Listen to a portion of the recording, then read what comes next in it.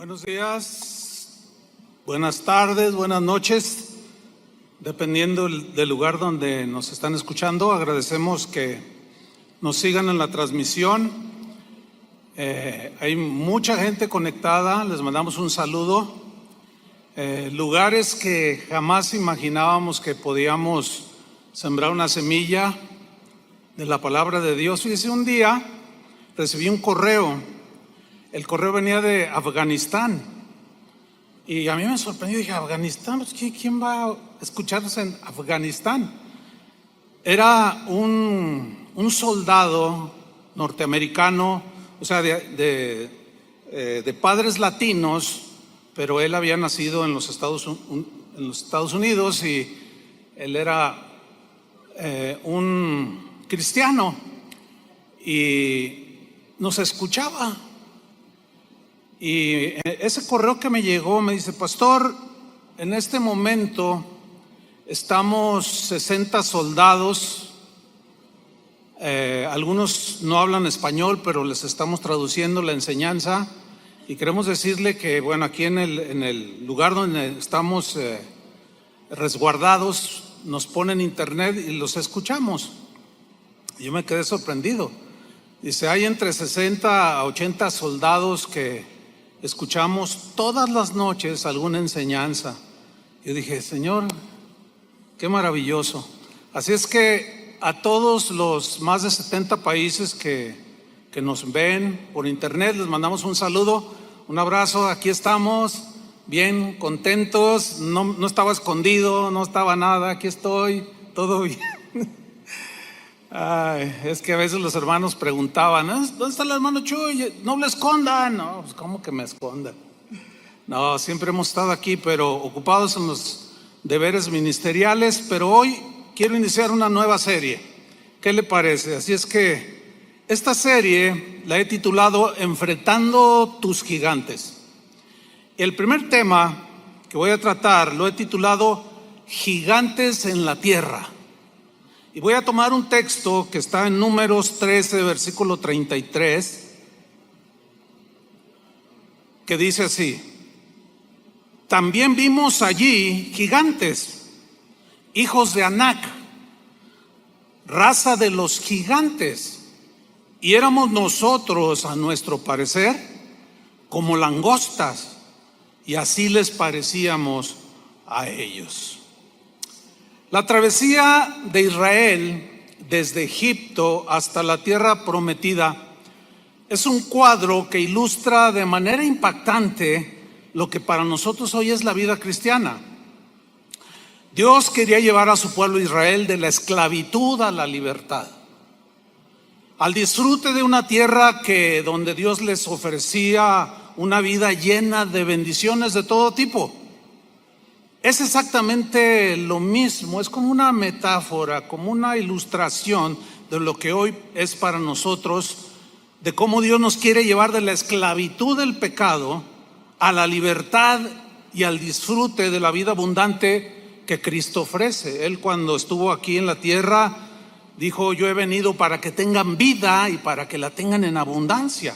Entonces Cristo ofrece una vida abundante donde hay abundancia de paz, donde hay abundancia de amor, abundancia de todo tipo de bendiciones, y al final la vida eterna a aquellos que, obedeciéndole, perseveran en sus caminos. De todos he sabido, sin duda, de lo que el mundo está viviendo en estos últimos meses, tiempos difíciles. Mire, según las estadísticas de la Organización Mundial de la Salud, al 1 de mayo de este año 2020 se han reportado, al 1 de mayo, ya pasaron un par de días, pero esta es mi estadística hasta el 1 de mayo que yo obtuve de información. 3.230.924 personas están contagiadas por el COVID-19. Y la Organización Mundial de la Salud reporta 233.542 personas que han muerto. Ahora bien, Si nosotros comparamos estas cifras de fallecidos con la población mundial, que según la ONU es de 7.700 millones de habitantes, al compararla, los fallecidos con el número de habitantes equivale al 0.0003%, lo cual nos habla de que es una porción mínima de fallecidos por el COVID-19. Sin embargo, esta llamada pandemia ha provocado a nivel mundial un temor gigantesco. Millones de seres humanos alrededor del mundo están sumergidos en el temor. Pues resulta que ahora el virus que más está contagiando a las personas es el temor, precisamente. El temor se ha convertido en un gigante que tiene aterrorizados a millones de seres humanos alrededor del mundo. Déjeme compartirle lo que escribió un columnista reconocido aquí en México en una revista y en algunos diarios de aquí del país de México. Él escribió lo siguiente hace unos cuantos días: a causa de esta pandemia hay temor de perder el empleo, temor de perder nuestros ahorros de muchos años de esfuerzo y dedicación, temor a no poder pagar el crédito bancario, temor a despedir trabajadores, temor a que el negocio se vaya a la quiebra. Tenemos temor a la incertidumbre del futuro, pero sobre todo tenemos el temor de perder algún ser querido por este virus. Atravesamos, continúa diciendo este columnista, atravesamos unos días de grandísimo temor, navegando en medio de una pandemia, con el temor de un descalabro económico histórico del cual será difícil recuperarse. Atravesamos la economía del miedo, un temor emocional que se compara con las peores crisis de la historia. Queridos lectores, la situación no pinta nada bien. Vivimos en una incertidumbre brutal en todo el mundo. El número de contagiados va en aumento, así como el de fallecidos. En todo el mundo el impacto del COVID es impresionante. Las principales bolsas del mundo han caído estrepitosamente, obligando a comparar esta caída con la Gran Depresión de 1929 y la crisis financiera del 2008. Igualmente la inversión, la producción industrial, las ventas están desaceleradas por la cuarentena obligatoria que muchos países han exigido, afectando la cadena del suministro. Y para colmo, el petróleo a precios mínimos. Pero lo más dramático que viene, el miedo más grande, el temor más grande que se avecina para la economía, serán los millones de empleos que se perderán, las familias que sufrirán rezagos y, peor aún, la pérdida de bienestar que habrá en países en desarrollo como México. Para nuestro país el impacto será descomunal. El tipo de cambio del dólar ha superado los 25 pesos, alcanzando un máximo histórico. El turismo, el transporte, restaurantes están teniendo pérdidas muy fuertes en sus ingresos. El sector manufacturero reduce con ello su productividad y con esto los sectores estarán generando pérdidas de empleos. El columnista terminó de esta manera su columna: el ingreso económico de gran parte de la población se verá reducido, por lo que el consumo de bienes y servicios disminuirá dramáticamente. El Producto Interno Bruto de México caerá, es inevitable. Bueno, ante este panorama tan desolador, tanta información que ha abrumado a los 7,000 millones de personas alrededor del mundo, ¿qué pasará con nosotros los cristianos? ¿Dónde entramos nosotros? Bueno, como respuesta tengo que decirles lo siguiente: los cristianos no estamos exentos de ser contagiados por el temor, al que llamaremos como si fuera un virus, el virus del temor, que se contagia fácilmente. No, no estamos exentos. Pero si nos dejamos contagiar, si no tenemos esa protección y nos contaminamos, nos contagiamos de ese temor, este se puede convertir en un gigante invencible. Desgraciadamente, el virus del temor es pero muy contagioso. Se contagia de una manera tan veloz que no hay virus que le compare. En alguna ocasión yo les compartía una historia que viví. Yo era un joven de 18 años y todavía no conocía al Señor, y yo iba con un primo en un colectivo aquí en la ciudad de Guadalajara. El camión donde íbamos iba lleno de gente. Iba gente de pie, como acá en estos países suele suceder, ¿no? Otros colgados, en fin. Y el chofer manejaba como si trajera un montón de ganado. Bueno, así manejan acá, no sé, en otros países.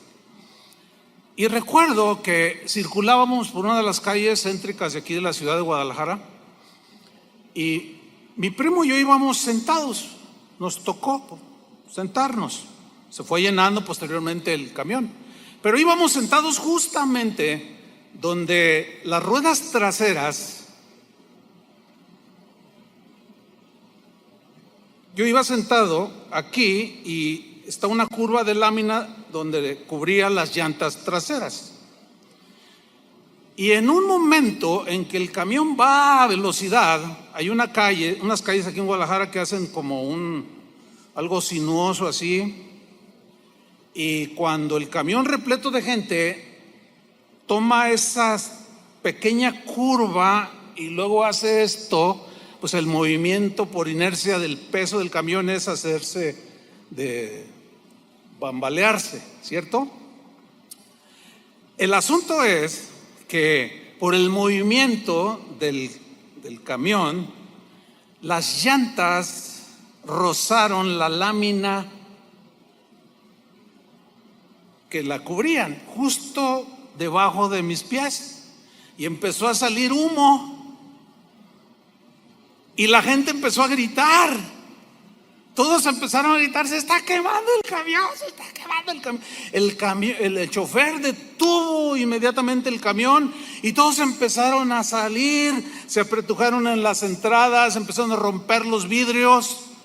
Y yo recuerdo que mi primo me gritaba de abajo de la banqueta: bájate, primo, bájate. ¿Qué me había pasado? Estaba tan lleno de miedo, de temor, que en mí surtió el efecto de inmovilizarme. Yo me quedé agarrado así. No tuve la capacidad en ese momento de reaccionar. Otros lloraban, otros gritaban, otros, no sé, era un caos aquello. Pero esa historia ilustra perfectamente cómo en un lapso de 15 segundos, 20 segundos a lo más, el temor invadió a más de 60 personas que íbamos en ese camión. Hay un pasaje en la Biblia, una historia muy interesante en Marcos capítulo 4, versículo 35, donde narra una historia muy interesante, donde vamos a descubrir que el temor jugó un papel muy importante en la reacción de los discípulos.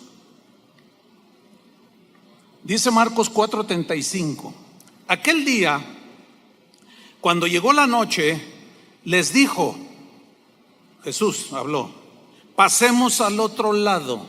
Enfrente tenían al mar de Galilea. Versículo 36: y despidiendo la multitud, le tomaron como estaba, es decir, sin preparativos, así, se subieron a la barca y vámonos. Le tomaron como estaba en la barca, y había también con él otras barcas. Mucha gente lo estaba siguiendo. En el versículo 37 dice, pero se levantó una gran tempestad de viento. En Lucas, dice de pronto, o sea, de manera intempestiva. Es algo que no se espera. Es como cuando decimos, ay, es que yo no esperaba que me despidieran del trabajo. De pronto se dan situaciones en la vida que confrontan nuestra situación espiritual, nuestra situación mental y nos desafían porque hay que tomar acciones. Dice que de pronto se levantó esta gran tempestad de viento. El mar de Galilea está rodeado de algunas montañas, algunos acantilados donde no hay mucha vegetación.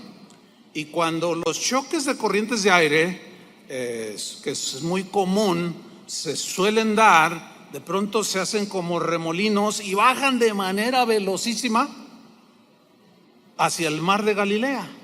O sea que en cualquier momento se puede dar esta situación. Y sucede justo cuando Jesús con sus discípulos van navegando en el mar de Galilea.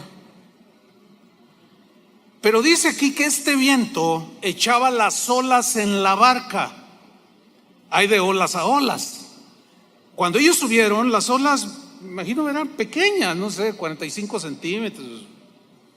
Pero cuando las olas empezaron, cuando el viento comenzó a soplar, las olas empezaron a crecer.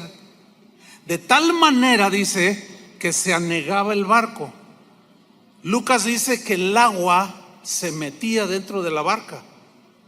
Es decir, comenzaron olas lo suficientemente grandes como para hundir la barca.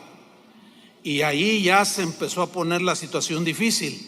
Ahí ya las olas es como cuando vamos a la playa, las olas pequeñas de 1 metro, uno las brinca y se ponen allí a juguetear.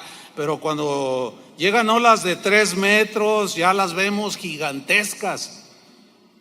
¿Qué sucedió? Dice el versículo 38. Y él, o sea Jesús, estaba en la popa, en la parte trasera de la barca, durmiendo sobre un cabezal. Esto habla de la humanidad de Jesús. Estaba cansado, había orado por mucha gente, había predicado todo el día, estaba cansado y se puso a dormir sobre un cabezal. Y le despertaron y le dijeron: maestro, ¿no tienes cuidado que perecemos? Mire, esta frase, no tienes cuidado que perecemos, es una frase que tiene la connotación o la idea es como de llamar la atención, casi como un regaño, como diciéndole: Señor, ¿qué no nos vas a cuidar? ¿Por qué te descuidas y nos descuidas a nosotros? Ahora, en este momento vemos a los discípulos todos contagiados por el virus del temor. No vemos en este pasaje que uno solo de los discípulos haya dicho cosas como: no se preocupen, Jesús está en la barca, no va a pasar nada. Alguien que trajera la palabra en ese momento para infundir fe en los corazones. No, el temor se apropió en cuanto el viento sopló, las olas se levantaron, el virus del temor corrió por toda la barca y contaminó a todos los discípulos. Dice el versículo 39: y levantándose reprendió al viento y dijo al mar: calla, enmudece. Y cesó el viento y se hizo grande bonanza. Es muy interesante este pasaje de cómo nos muestra, por un lado, cansado, tenía que dormir, la humanidad de Jesús, y aquí nos muestra la divinidad de Jesús. El Cristo eterno, el Hijo de Dios, hecho hombre, 100% hombre, 100% Dios, lo vemos en todo su esplendor, en este corto pasaje manifestándose en sus dos naturalezas. Y enseguida en el versículo 40 les dijo: ¿por qué estáis amedrentados? La palabra amedrentados aquí en el griego es una palabra deilos que significa cobardía. O sea, se puede traducir, ¿por qué están acobardados? La cobardía, ¿qué es la cobardía? Es temor ante alguna amenaza o temor a situaciones difíciles. Para ellos era una situación difícil. A pesar de que algunos eran pescadores y ya habían tenido muchas experiencias, sin duda, cuando andaban pescando, Pedro, Andrés, los que eran pescadores, sabían que de pronto se levantaban tempestades, pero esta parece que sobrepasó a los que ellos habían experimentado. Y de pronto vemos unos discípulos acobardados, temerosos, miedosos. Y viene un reproche de Jesús hacia sus discípulos. Y les hace esta pregunta: ¿cómo no tenéis fe? En otra versión dice: ¿dónde está vuestra fe? ¿Dónde quedó su fe?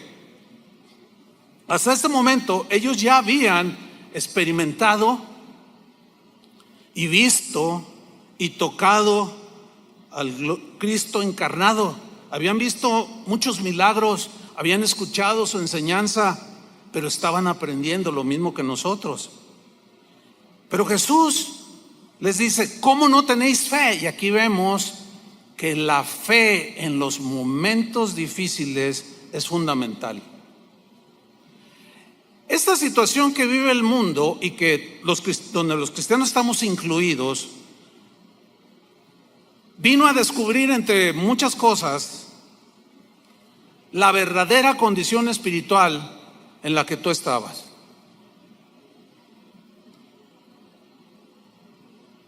Si tú eras de esos cristianos tibios y repetitivos, indolentes, descuidados, pues tu fe obviamente no estaba fuerte. Y ahorita estás como los discípulos, todo acobardado, temeroso, miedoso. He ahí la importancia de mantenernos en la fe. Jesús ha prometido estar con nosotros, ¿cierto? Hasta el fin del mundo, en cada momento de nuestra vida. ¿Cómo no tenéis fe? ¿Dónde está vuestra fe? Pero hay una historia que es a donde yo quiero llegar. Es una historia muy conocida de 12 israelitas. 12 hombres del pueblo de Israel que Moisés envió a reconocer la tierra que Dios les había prometido, que Dios les iba a entregar.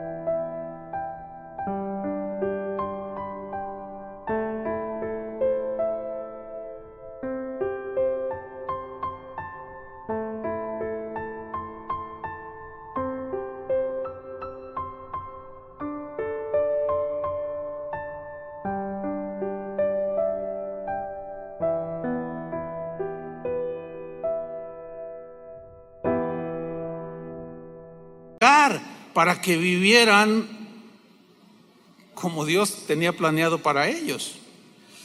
En primer lugar, quiero decir algo, miren, la idea de enviar espías no fue idea de Dios, fue una petición del pueblo. Ahora, esta idea de Moisés envía a 12, en realidad mostraba falta de fe. En realidad mostraba duda de lo que Dios les había prometido. Sin embargo, Dios le dijo a Moisés, en su voluntad permisiva, que enviara a estos 12 que reconocieran la tierra. Fueron, reconocieron la tierra, probaron de sus frutos durante 40 días que duró la expedición. Regresaron y le dan un reporte a Moisés. En Números capítulo 13 y 14, que es donde nos vamos a centrar el resto del mensaje, ahí nos narra la historia. Números 13, 26, ellos vienen y dan el reporte a Moisés. Y dice así: y anduvieron y vinieron a Moisés y a Aarón y a toda la congregación de los hijos de Israel en el desierto de Parán, en Cades, y dieron la información a ellos, a Moisés y a Aarón, y a toda la congregación, y les mostraron el fruto de la tierra. Dice que llegaron con unos racimos de uva que eran tan grandes que venían atravesados en unas varas y los llevaban en los hombros, unos racimos de 4 a 7 kilos, según los historiadores. Fruto abundante, delicioso. Y versículo 27, les contaron diciendo: nosotros llegamos a la tierra a la cual nos enviaste, la que ciertamente fluye leche y miel, y este es el fruto de ella. Y les mostraron: nosotros comimos, probamos, algo maravilloso.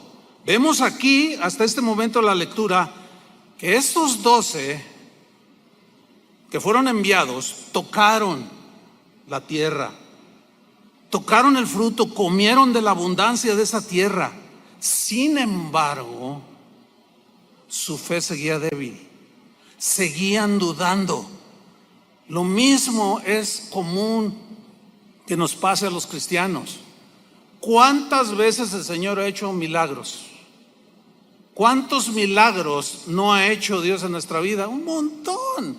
Podríamos pasarnos horas contando de testimonios de que en el año tal el Señor hizo esto, hizo aquello. Hemos probado, hemos tocado, hemos gustado del fruto del Espíritu. Sin embargo, ante una adversidad como la actual, algunos siguen dudando.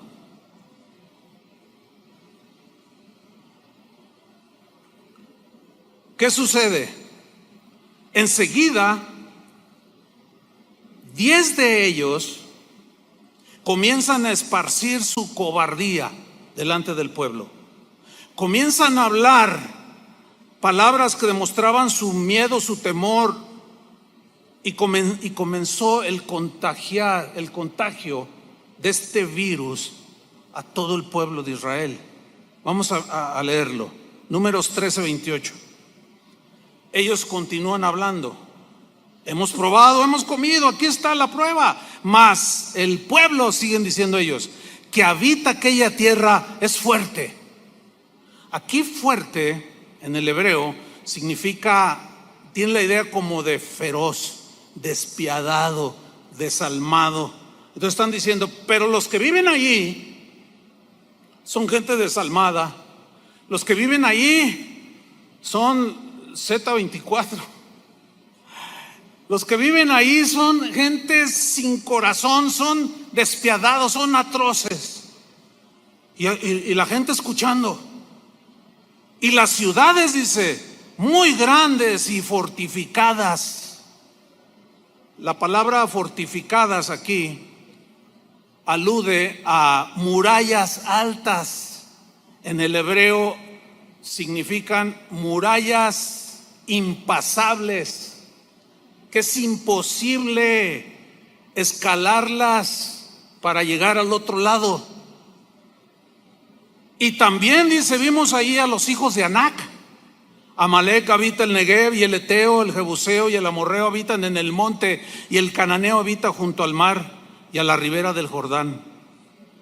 Ellos están dando este reporte, así como el columnista que mencioné al inicio, con un panorama totalmente negro, las olas gigantescas que se vienen sobre el mundo, y la gente escuchando, y de pronto Caleb interviene. De pronto él trata de detener el contagio, y dice en el versículo 30: entonces Caleb hizo callar al pueblo delante de Moisés. Callar, porque en ese momento ya estaban vociferando, ya estaban lamentándose, ya estaban gritando. ¿Y ahora qué vamos a hacer? Y los hizo callar y dijo lo siguiente: subamos luego, subamos y tomemos posesión de ella, de esta tierra, porque más podremos nosotros que ellos. Aquí vemos a uno de los 12, llamado Caleb, con un espíritu y una actitud totalmente diferente a la de 10. 10 de ellos tenían una actitud de duda, de incredulidad, porque la duda nos mete en una condición muy peligrosa, hermanos. Las promesas de Dios son sí y amén en Él. Nosotros, lo único que Dios pide es que tengamos fe. Ahora, el dicho de Caleb no es una fe de ese tipo de fe que hoy está muy de moda, porque yo lo digo, yo lo declaro. No. La fe de Caleb estaba fundamentada en la promesa de Dios: les voy a dar una tierra que fluye leche y miel. Y él mismo pisó esa tierra, tocó esa tierra, comió de ese fruto y dijo: Dios es fiel. Lo que Dios nos prometió es real. Subamos, vamos, que nosotros podemos más que ellos. Pero ¿qué sucede? Los 10 reaccionan otra vez y siguen esparciendo el virus del temor. Y aquello en unos instantes, el pueblo cae en un contagio espantoso. Versículo 31. Mas los varones que subieron con él dijeron, o sea, interrumpieron a Caleb y dijeron: no podemos subir contra aquel pueblo, no podemos, porque es más fuerte que nosotros, son feroces, despiadados, desalmados. Para los 10 espías incrédulos, el problema de los gigantes era insuperable. No podemos, tan grandotes, sus ciudades son enormes, hay unas olas impresionantes que van a golpearnos. Pero para 2 de los espías que tenían fe, los gigantes eran insignificantes. 10 miraron a los gigantes y solo 2 miraron a Dios. Yo solo quiero recordarles que Dios es más grande que los problemas. Como hace un rato adorábamos al Señor, ¿qué se puede comparar a nuestro Dios? ¿Qué hay más grande que Dios? Absolutamente nada. El problema está cuando, al igual que los discípulos y estos 10, miraron las olas y no el que estaba en la barca. Y muchos cristianos el día de hoy, ustedes no se imaginan la de correos, mensajes: pastor, ¿qué vamos a hacer? ¿Dónde está? Denos una palabra. ¿Y qué si me hubiera muerto? A ver, ¿no tienen palabra? ¿Qué pasó? ¿Dónde está su fe? No miren a los gigantes. El apóstol Juan decía: más grande es el que está en nosotros, ¿sí o no?, que el que está en el mundo. Vean al que está más grande que todos los problemas, al que va con nosotros en la barca, y no nos centremos en lo que Jesús dijo que serían principios de dolores. Porque si nos dejamos contagiar por esta pandemia del temor, nuestra vida espiritual puede caer. Y podemos arrastrar, así como estos días arrastraron a Israel, podemos arrastrar a la familia y a los que nos siguen, en aquellos sobre los cuales tenemos alguna influencia. Dice en Números 13:32, y hablaron mal entre los hijos de Israel. Hablaron mal. ¿De qué? De la tierra que habían reconocido. Hablaron mal.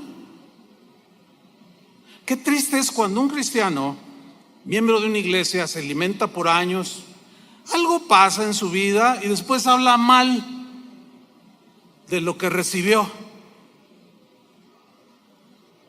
Eso es de las peores reacciones que los cristianos de hoy tenemos. El día de hoy hay muchos cristianos hablando mal de las promesas de Dios. Es increíble. Y en lugar de infundir fe, infunden duda. No, Dios ya nos sana, eso quedó para el tiempo de los apóstoles. No, pues ya esto es así, esto es acá, porque así me lo enseñaron, y los oyes tú hablar y dices, no hombre, pues estos no tienen mucha diferencia que el columnista. Cristianos hablando mal de las promesas de Dios, hablando mal de las mismas palabras de Dios. Es triste. Hablaron mal de la tierra que habían reconocido, diciendo, la tierra donde pasamos para reconocerla es tierra que traga a sus moradores. Ahí estaban todos acobardados. Los traga, los devora. En cuanto pisas te va a devorar. La pregunta es, ¿por qué no los devoraron? 40 días vivieron en esa tierra, explorándola. ¿Qué pasó? Probaron desde los frutos de esa tierra. Algo no andaba bien en sus corazones.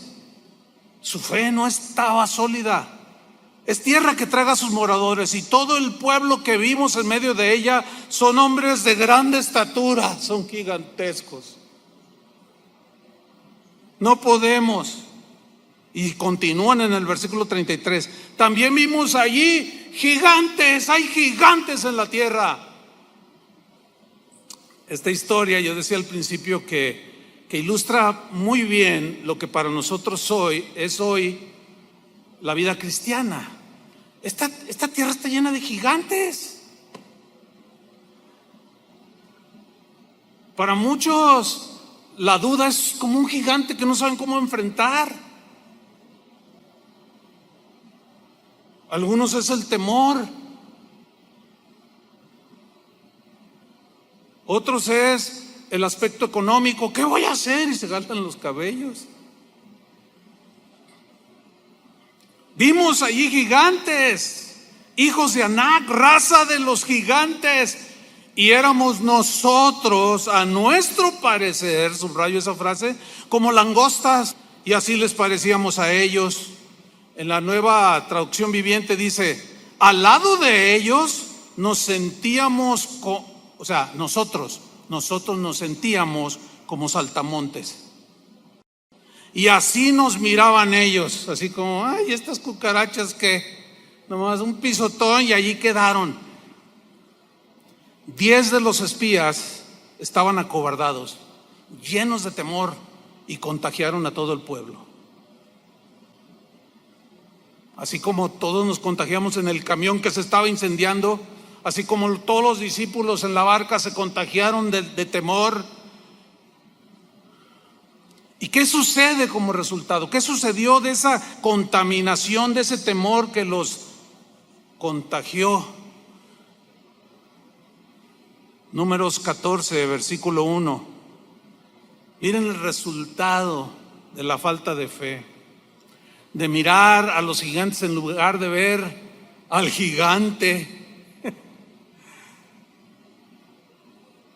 Dice Números 14:1. Entonces toda la congregación, ¿cuánta? Toda la congregación gritó y dio voces, y el pueblo lloró aquella noche. Se pasaron por lo menos 10 horas llorando, gritando, dando voces. El temor.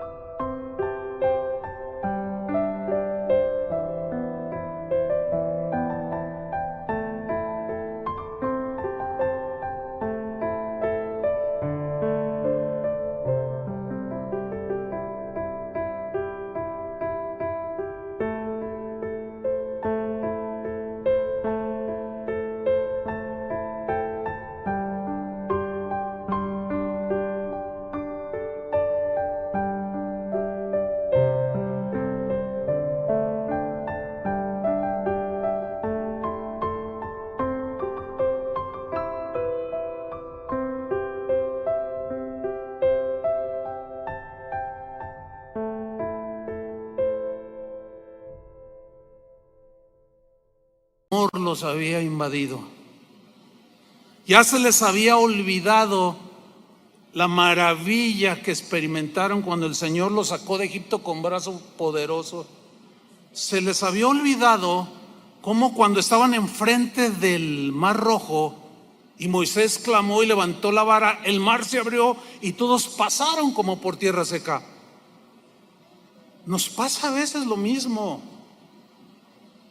Quien diga que no le ha pasado está mintiendo. A todos nos pasa, pero por eso tenemos que estar bien centrados en el Señor. No que si la economía está bien o está mal. Nosotros no dependemos de la economía, dependemos de Dios. En todas las crisis que ha pasado este país, que yo ya a mis 60 y tantos años he vivido, nunca he visto que los pajarillos se mueran de hambre. Nunca. Y nosotros, dijo Jesús, valemos más que los pajarillos. Versículo 2, gritaron, lloraron y se quejaron contra Moisés y contra Aarón todos los hijos de Israel. Y les dijo toda la multitud a Moisés y Aarón: ojalá muriéramos en la tierra de Egipto o en este desierto, ojalá muriéramos. Wow. Cada vez que yo leo esta historia, digo, bueno, la Biblia dice: el que piensa estar firme, mire que no caiga. Yo digo, así meditando, ¿cómo pudieron llegar a esta situación tan lamentable? Ojalá y muriéramos en Egipto, hubiésemos muerto en Egipto, o en este desierto, ojalá nos muramos en el desierto. Wow. Ya era toda una pandemia de temor. Se había descontrolado totalmente el asunto allí. Todo porque 10 de los principales del pueblo hablaron en contra de las promesas de Dios y dudaron. Y en lugar de ver la grandeza de Dios, al cual los cielos de los cielos no pueden contener, miraron a los gigantes de casi 3 metros. Miremos que no caigamos en semejante ejemplo, dice la palabra de Dios. Continúan en el versículo 3. Ahora empiezan a culpar a Dios. ¿Y por qué nos trae Jehová a esta tierra para caer a espada? ¿Por qué nos trae aquí y que nuestras mujeres y nuestros niños sean por presa? ¿No nos sería mejor volvernos a Egipto? No. Eso es muy lamentable lo que estamos leyendo aquí. ¿No nos sería mejor volvernos a la vida que teníamos antes? He escuchado infinidad de veces a muchos cristianos hablando insensateces, tonterías. Ay, ahora que sigo al Señor se me pone la cosa más difícil. Antes estaba mejor, dicen algunos. Tú dices, ¿cómo es posible? Y se les olvidaron todas las maravillas que Dios ha hecho a través de los años. Por eso la Biblia nos enseña que recordemos las bondades, las misericordias de nuestro Dios. ¿No sería mejor volvernos a Egipto? Creo que ya estábamos mejor. No le hace que el faraón tenga su pie en nuestro cuello. No importa. Allá cuando menos comemos pepinos. Fíjense nomás. Allá cuando menos comemos cebollas. Ay, tan ricas las cebollas. Y los ajos que tanto le gustan a Toño. Dice el versículo 4, fíjense. Y decían el uno al otro. O sea, empezaron ya a hablar entre ellos. Ya se había perdido el control. El virus del temor había hecho sus estragos en el corazón del pueblo. Y ahora se decían el uno al otro: designemos un capitán y volvamos a Egipto. Necesitamos a alguien que nos dirija, que nos guíe por el camino de regreso a Egipto. Increíble.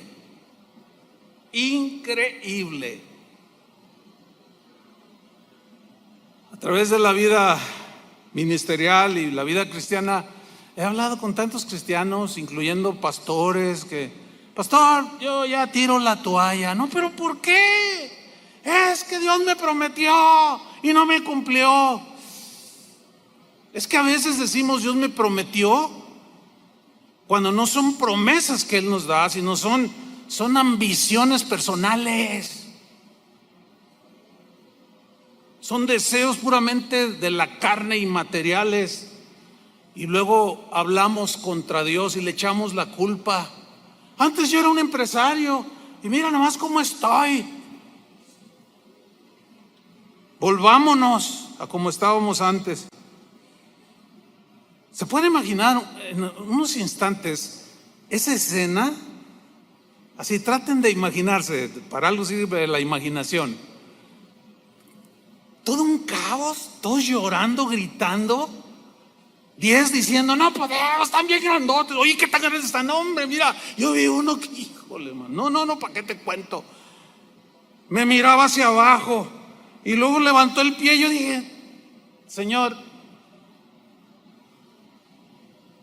éramos como cucarachas, como chapulines.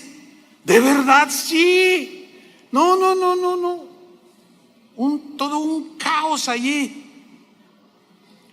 Pero de pronto Josué y Caleb reaccionan. Y esa es la lucha de siempre. Unos hablando, sembrando la...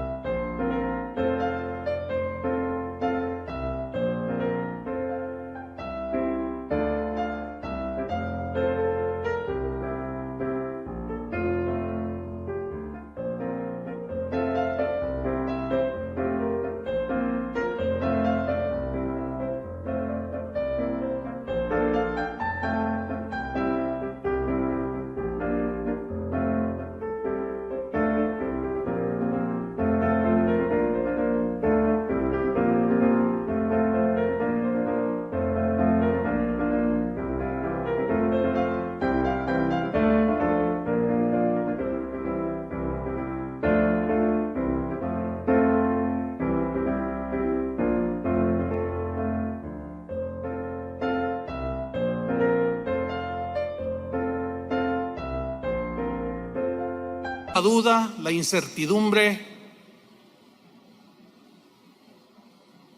¿Dónde están los que hablan palabras de fe y de confianza en ese Dios, en el verdadero gigante? Que Él dice, yo estoy detrás de ti como poderoso gigante, dijo el profeta. Él sí es un gigante. ¿Dónde están? Háblele a sus hijos palabras de fe. Sí, está bien guardar, también tenemos que ser gente sensata, con sentido común y prudentes, ¿verdad? Pues si hace frío, te cubres. Si te dan unas instrucciones sanitarias, pues hay que observarlas. Eso no es falta de fe, eso es inteligencia y sentido común. Pero porque tampoco nos vamos a ir al triunfalismo, tampoco nos vamos a ir a la superfe, aquello de que que a mí no me hace nada nadie, y se vuelven temerarios. Ya hay casos de pastores que han muerto.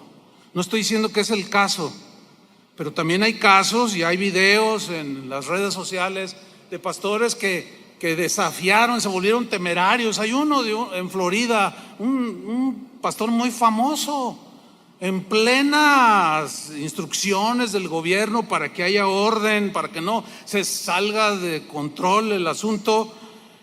Él reunió a su congregación y en plena reunión entró la policía y lo agarraron y lo bajaron, y un policía agarra el micrófono y dijo, su pastor es un irresponsable. Yo diría, es un triunfalista. No era alguien que tenía su fe basada en las promesas de Dios. O sea, yo sé que es un punto así difícil para algunos de ponerlo en el equilibrio. No, nuestra fe, lo que sí estoy rotundamente cierto, con contundencia, es que nuestra fe debe estar basada en lo que Dios dice, no en lo que yo supongo que Él dice, o en lo que yo pueda llegar a pensar o a creer que Él me está hablando. Porque ¿cuántas veces decimos, Dios me habló? Y no pasa nada de lo que supuestamente Dios nos habló. Ahí, ¿quién se equivocó? ¿Dios o nosotros? Pues nosotros.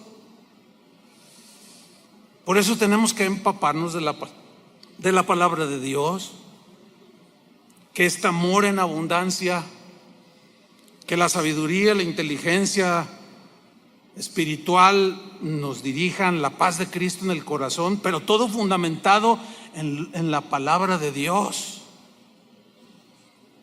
Entonces reacciona Josué y Caleb, Números 14:6, y Josué, hijo de Num, y Caleb, hijo de Jefone, que eran de los que habían reconocido la tierra, rompieron sus vestidos. Esta es una señal así como de lamentación, ¿verdad? Pero ¿qué están haciendo? son el pueblo de Dios. ¿Cómo ustedes están dudando de Dios? No les crean a estos incrédulos. No se dejen contagiar. Crean a la promesa. ¿Qué no ven el fruto? Ustedes mismos lo probaron. ¿Por qué ahora vienen a decir que no se puede?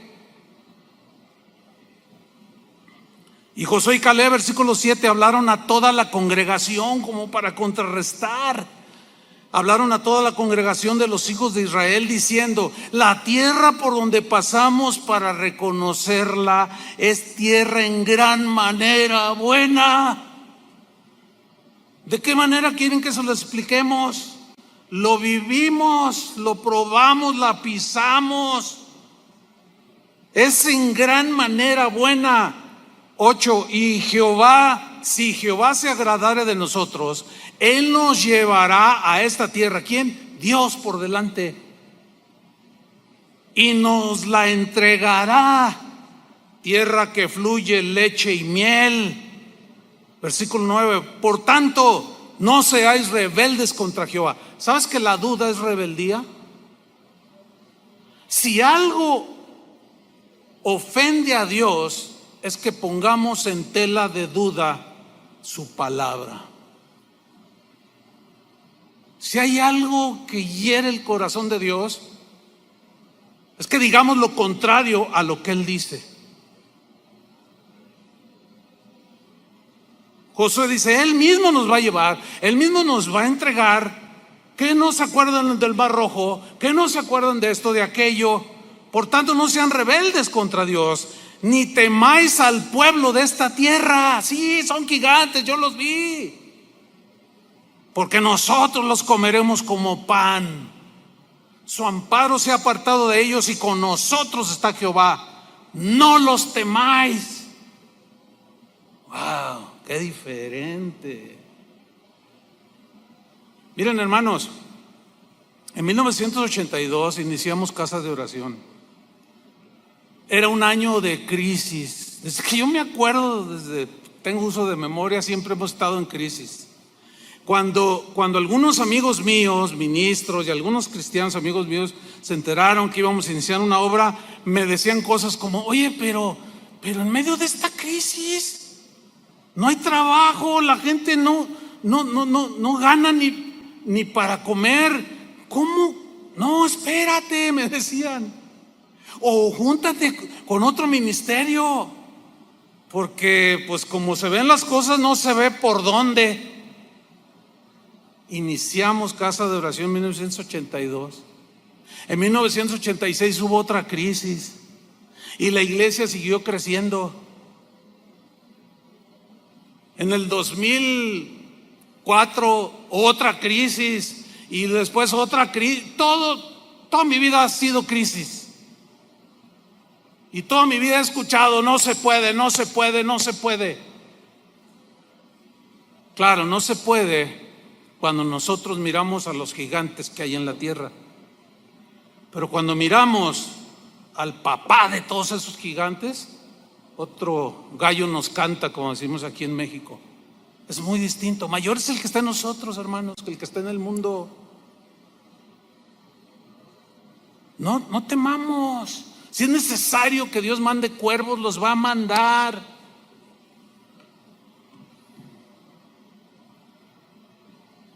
No ofendamos a Dios. Creamos. Pero ya estaban contaminados. Presas del pánico reaccionan a lo que Josué y Caleb les estaban diciendo. Parecía como que los habían inoculado, los habían inmunizado, les pusieron una vacuna y los inmunizaron contra Dios y contra la fe. Ya la palabra que Josué, estaban diciendo la verdad. La palabra que Josué y Caleb le estaban diciendo ya no estaba haciendo mella en su corazón, ya no estaba entrando. Espero que no sea la condición de algunos que están escuchando o que escucharán este mensaje. Pero en Números 14:10 dice: entonces toda la multitud habló de apedrearlos. Hágame usted el favor. Wow. Pero la gloria de Jehová se mostró en el tabernáculo de reunión a todos los hijos de Israel. Mire, me llamó la atención esta frase, pero la gloria de Jehová se mostró en el tabernáculo. Y me puse a investigar un poco más adentro, y en el hebreo la idea es, y Dios se mostró como un juez, como diciendo, voy a dar mi veredicto y los voy a sentenciar. Esa es la idea de la gloria de Jehová se mostró en el tabernáculo, y el contexto lo comprueba. Y dijo Jehová a Moisés, versículo 11, ¿hasta cuándo me ha de irritar este pueblo? Moisés, ¿hasta cuándo me han de enojar este pueblo? Si quieres hacer enojar a Dios, duda, llora, quéjate, pero de pronto se te va a revelar, pero no como el que suple, sino como el juez que viene a traerte una disciplina para que tu fe crezca y se fortalezca. Y no dudes jamás de Dios. ¿Hasta cuándo me ha de irritar este pueblo? ¿Hasta cuándo no me creerán? ¿Hasta cuándo no me creerán? Con todas las señales que he hecho en medio de ellos. ¿Hasta cuándo, Moisés? Y aquí se ve que se reveló como juez, versículo 12. Yo los heriré de mortandad y los destruiré. Duro, ¿no? La duda destruye, hermanos. Ese gigante aplasta. La incredulidad también, el temor también. Yo los heriré de mortandad y los destruiré, y a ti te pondré, le dice a Josué, sobre gente más grande y más fuerte que ellos. ¿Saben qué significa gente más grande y más fuerte que ellos? Si nos vamos al hebreo, significa gente que tenga valor, que sean valientes, que no sean cobardes cuando se les aparezcan de pronto los gigantes enfrente. Significa gente de valor. O sea, valiente, gente que tenga fe, que me crea. Yo te voy a poner sobre ese tipo de gente que me crea. Fíjate bien quiénes son tus amigos, fíjate bien con quién hablas, fíjate bien con quién platicas, fíjate bien lo que te dicen. Si lo que te dicen te infunde temor, miedo, inseguridad, estás corriendo un grave peligro. Mirarás a los gigantes. De manera inesperada, digo inesperada, así lo veo yo, Moisés intercede por el pueblo, implora el perdón del Señor. Yo no sé qué hubiera hecho yo, la verdad yo digo, Señor, ¿qué hubiera hecho yo? ¿Qué hubiera hecho yo? No lo sé, la verdad.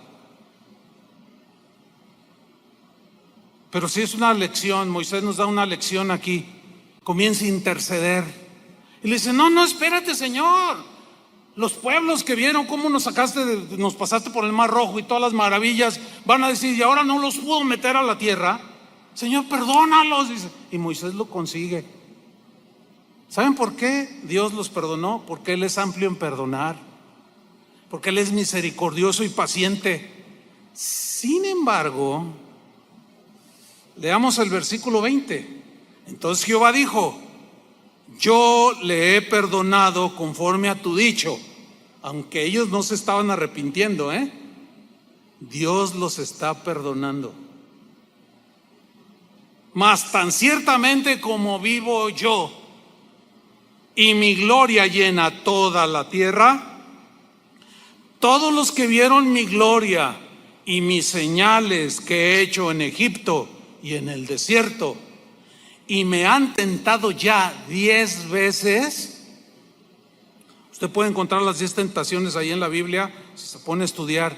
10 veces me han desafiado, 10 veces han dudado, no me han creído y no han oído mi voz. Versículo 23, no verán la tierra de la cual juré a sus padres. No la verán. No, ninguno de los que me ha irritado la verá. Es cosa seria. Es cosa seria, hermanos. No irrites a Dios. Ahora sí que por el amor de Dios, no irritemos a Dios. Dios nos perdona porque es misericordioso, sí. ¿Dónde estaríamos si Él no nos perdonara? Sin embargo, las consecuencias de nuestras acciones nos alcanzan tarde o temprano. Dios no puede dejarnos sin disciplina. Hay una ofensa muy grave aquí de todo Israel. Dudaron de Él. Sí, los perdonó. Él no es como nosotros los seres humanos que guardamos resentimiento. Pero nuestras acciones merecen una disciplina, o la justicia de Dios demanda un castigo para el infractor, y estaban ofendiendo a Dios de manera grosera. Fíjate, Números 14:24 en la versión del lenguaje actual dice: pero Caleb, en el versículo 14:24, pero Caleb, mi servidor, no fue como los demás, sino que creyó en mi promesa. En la Reina Valera dice: pero a mi siervo Caleb, por cuanto hubo en él otro espíritu y decidió ir en pos de mí, yo le meteré en la tierra donde entró, y su descendencia la tendrá en posesión. El mismo versículo en la versión Dios habla hoy dice: solamente mi siervo Caleb ha tenido un espíritu diferente. Espíritu diferente significa una actitud diferente, una actitud de fe, de confianza total y plena en Dios, y me ha obedecido, dice esta traducción, fielmente. Por eso a él sí lo dejaré entrar en el país que fue a explorar, y sus descendientes se establecerán allí.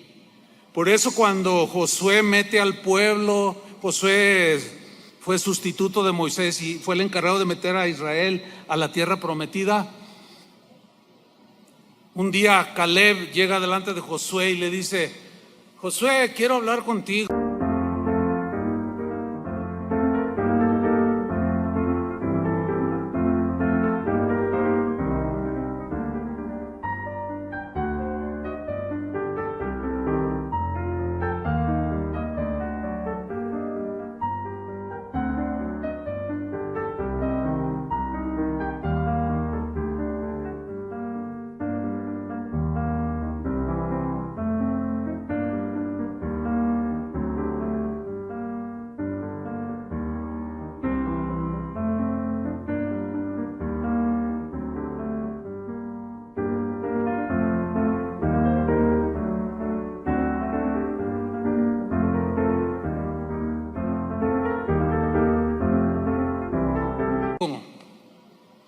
Dice: mira, así como cuando exploramos la tierra, yo tenía 40 y tantos años, hoy tengo 85 y estoy mejor que antes, le dice. Mi fuerza como de hace 40 y tantos años es semejante a la de hoy, a la que tengo hoy. Y le dice: y Dios me dio promesa y yo vengo por ese cumplimiento. ¿Qué quieres?, le dice Josué. Pues quiero ese monte, pues agárralo, es tuyo. Solo los fieles, los que creen, los que no confían en sí mismos, los que ven a Dios y no ven a los gigantes ni a las olas gigantescas a su alrededor, son los que reciben las promesas de Dios y las ven cumplidas. Números 14:26, y Jehová habló a Moisés y a Aarón diciendo: ¿hasta cuándo? Mira el Señor, ¿hasta cuándo oiré? Porque ellos seguían gritando: esta depravada multitud. Ay, no. Yo leo eso y me entra un temor, pero el bueno, el temor de Dios. ¿Hasta cuándo oiré esta depravada multitud que murmura contra mí? ¿Hasta cuándo? Las querellas de los hijos de Israel que de mí se quejan. Diles, vivo yo, dice Jehová, que según habéis hablado a mis oídos, así haré yo con vosotros. Esta fue la manifestación de su gloria. Por eso a veces algunos cuando dicen, ay, manifiesta tu gloria, a veces no sabemos lo que decimos, porque su gloria se manifiesta de muchas maneras. Y aquí su gloria se manifestó y se reveló con castigo y juicio sobre su pueblo. Dice el versículo 29, en este desierto caerán vuestros cuerpos, les dice. Todo el número de los que fueron contados de entre vosotros, de 20 años arriba, los cuales han murmurado contra mí. Vosotros a la verdad no entraréis en la tierra, por la cual alcé mi mano y juré. Dios juró que os haría habitar en ella. Imagínate Dios jurando, yo les juro por mí mismo que les doy la mejor tierra que se pueden haber imaginado. Yo lo prometo y lo juro por mí mismo, dijo Dios. Pero ustedes no van a entrar, dice. No van a entrar, exceptuando a Caleb, hijo de Jefone, y a Josué, hijo de Nun. Pero a vuestros niños, de los cuales dijisteis que serían por presa, yo los introduciré. Los niños en su inocencia. Y ellos conocerán la tierra que vosotros despreciasteis. En cuanto a vosotros, vuestros cuerpos caerán en este desierto, y vuestros hijos andarán pastoreando en el desierto 40 años. Y ellos llevarán vuestras rebeldías, las consecuencias de su rebeldía, hasta que vuestros cuerpos sean consumidos en el desierto, conforme al número de los días, de los 40 días en que reconocisteis la tierra. Llevaréis vuestras iniquidades 40 años, un año por cada día, y conoceréis mi castigo. Yo Jehová he hablado, así haré a toda esta multitud perversa que se ha juntado contra mí en este desierto, serán consumidos y allí morirán. Y los varones que Moisés envió a reconocer la tierra y que al volver habían hecho murmurar contra él a toda la congregación, desacreditando aquel país, aquellos varones que habían hablado mal de la tierra, murieron de plaga delante de Jehová. ¿Saben la palabra plaga allí? Se puede traducir como peste. Un virus, qué sé yo. Murieron de esa manera. Versículo 38. Pero Josué, hijo de Nun, y Caleb, hijo de Jefone, quedaron con vida de entre aquellos hombres que habían ido a reconocer la tierra. Concluimos, hermanos. ¿Hay gigantes en la tierra? Sí, hay muchos gigantes. Hay unas fortalezas impresionantes que se están presentando delante de nosotros. Miren, según los entendidos, de los 603,000 varones de guerra que salieron de Egipto, 603,000 que salieron de Egipto, solo Josué y Caleb entraron a la tierra.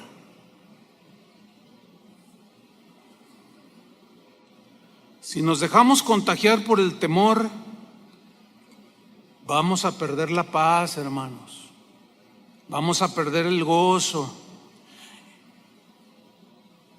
Si miramos a los gigantes, podemos entrar en una condición de murmuración y de ofensa y vamos a herir el corazón de Dios. Y en el temor lleva en sí castigo. No perdamos las bendiciones que el Señor ha prometido para nosotros. Siempre le dio promesas a Israel: aunque pases por las aguas, yo estaré contigo. Aunque pases por el fuego, yo estaré contigo. La prueba está con Daniel, con tantos hombres en la Biblia, tantas mujeres, tanta gente que le ha creído, pero también tantos que han dudado. no perdamos de vista al Señor en estos tiempos. Hermanos, es principio de dolores. Si con este pequeñísimo y microscópico virus el temor ha invadido a la población mundial, ¿qué será de lo que viene? Jesús dijo, cuando estas cosas empiecen a suceder, levante su rostro, su redención está cerca. A ver, los ricos que han muerto de este virus, con todo el dinero del mundo y no pudieron. Estamos viviendo ya los momentos donde lo que eres, lo que tienes, no vale nada. Lo que va a contar es tu confianza en el Señor. Termino leyendo Hebreos 4:1. Una advertencia para nosotros hoy. Temamos pues, no sea que permaneciendo aún la promesa de entrar en su reposo, alguno de vosotros parezca no haberlo alcanzado. Porque también a nosotros se nos ha anunciado la buena nueva como a ellos.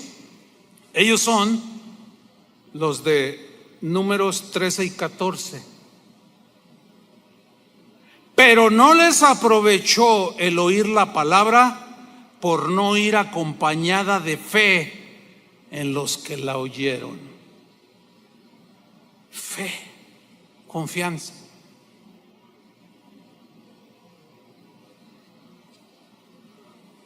Oremos. Señor, tu palabra es lámpara a nuestros pies. No deberíamos de admirarnos y mucho menos de perder la cordura, la sensatez, la fe en tus promesas, en tu palabra, que nos produce seguridad. Tus promesas siempre, Señor, son y serán condicionales. El reproche a tus discípulos en la barca fue: ¿dónde está su fe? ¿Por qué dudaron? Yo les dije, pasemos al otro lado.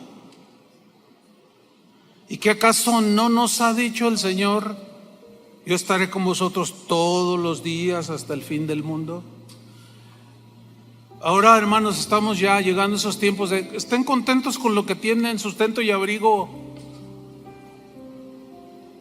Ya lo demás, ¿de qué sirve?